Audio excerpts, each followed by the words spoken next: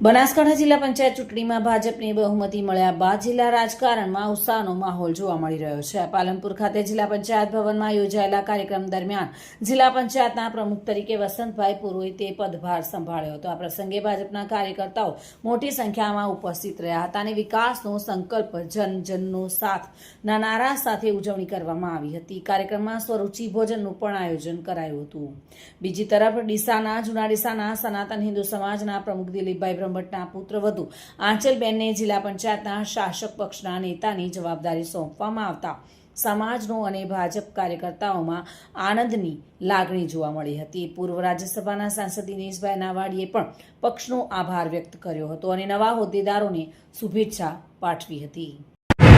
જિલ્લા પ્રમુખ શ્રી કીર્તિસિંહજી વાઘેલાજી તથા જિલ્લાના તમામ કાર્યકર્તાઓ જેમના દ્વારા અથાગ પ્રયત્નો કરી અને